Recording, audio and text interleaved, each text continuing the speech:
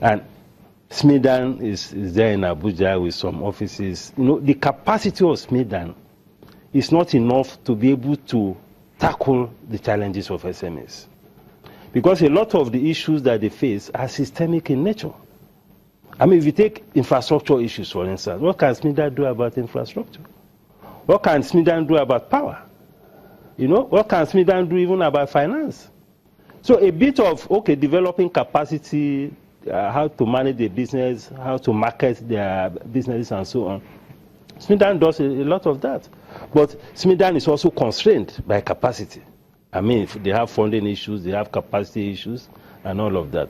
So the impact of SMEDAN has not been as much as it should be. Because when you relate the capacity of SMEDAN to the magnitude of the challenges of the SMEs, both in terms of number and in terms of quality, then it's a very big gap.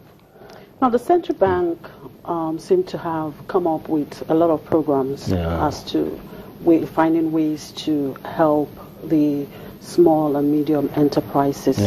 How would you assess some of these programs? Well, the central bank has been doing a lot in terms of, particularly in the area of financing. They have a very strong development finance unit, and they do a lot of interventions. You know, through BOI, through the banks, we have the Anchor Borrower Scheme and so on and so forth. But the challenge with most of these intervention funds is that the guidelines that come with them stipulate that the banks will have to bear the credit risk of these funds. In other words, if anything goes wrong with the lending, the bank will take liability for it. In fact, some bankers tell me that once it gets to a due date, they just debit the accounts of the banks. So that has made access to those funds extremely difficult. Because if the bank is bearing responsibility, the credit risk, then the bank invariably applies very rigorous conditions for this credit to be given to the SMEs. And by the time they roll out all these conditions, a lot of SMEs just have to find other means of funding. Very rigorous collateral conditions, for instance. Sometimes the collateral requirement is as high as 150% or 200% of the value of the facility that the SMEs are asking for. And where will they get the collateral? You are talking of landed property, you are talking of treasury bills, you are talking of fixed deposit. Where will they get it? So if we must make the intervention funds have the desired impact, we have to remove that condition that stipulates that banks should bear the credit risk of lending to SMEs. Because SMEs are typically highly risky. And we have a banking system that is highly averse to risk. And you cannot move this economy forward if you don't encourage those people who are taking risk. Because entrepreneurship is about risk taking. These SMEs are taking risk. So if you have a financial system that is averse to risk, and there is no framework to de-risk the SME environment, then funding will continue to be an issue.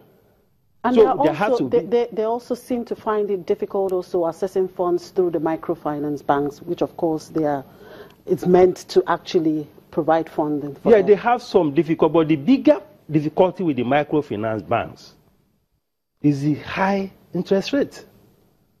Because some microfinance banks could charge the SMEs 8% per month. In extreme cases, they could even charge up to 10%. 5%, if you analyze that, you are talking about a minimum of 70% interest rate per annum. That is high. And that puts a lot of pressure on the small businesses. So we need to come up with a framework that will actually de-risk that environment and allow these funds to flow.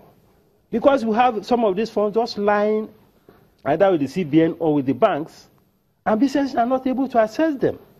Because, I mean, no banks want to expose, and to even make matters worse, the few banks that are a bit passionate about SMEs, I'm not sure they get any incentives. And we hear of how the high default rate that some of them also get exposed to. So we need to revisit the framework for supporting SMEs by de-risking first their internal environment, the external environment, and the whole process of granting credit to the SMEs. Now, the government has rolled many initiatives to ease of doing business. To what extent will these actually help small businesses? Well, it will have a lot of impact. Just as the head of the Secretariat of PEBEC, Mrs. Jumoke Oduwole said, it's work in progress. Because the challenges of the business environment is so huge that it's not something that an executive order can just wipe out in 2 weeks or in 1 month or in 1 year. So it's work in progress, but I know that if we, continue to, drive the process, deploy the right kind of political will, it will have a very positive impact. Now, recently, a bill was signed into law to promote use of movable assets, as collateral for loan. Yeah. Will this provide some relief?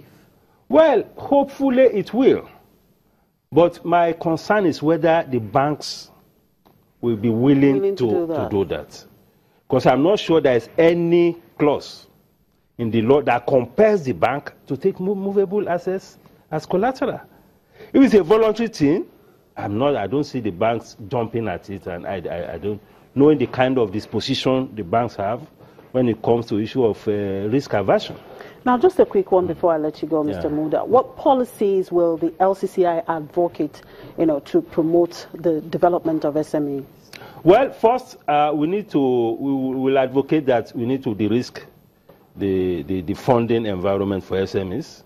We need to come up with a framework that reduces the burden of risk on the banks. We'll have a credit guarantee scheme or an insurance or something like that will ease the access. Then we also need to look at the internal environment. What challenges the SMEs are facing, like the collateral registry thing, that will help in terms of their capacity to access credit. Then the external environment, that's a systemic thing. The issue of infrastructure, that's a very big issue that affects both the small businesses and the large enterprises. All those things need to be addressed. Thank you very much, Mr. Yusuf, for coming on the show. Thank you very much, Mr. Mr. Muda Yusuf is the Director General, Lagos Chamber of Commerce and Industry.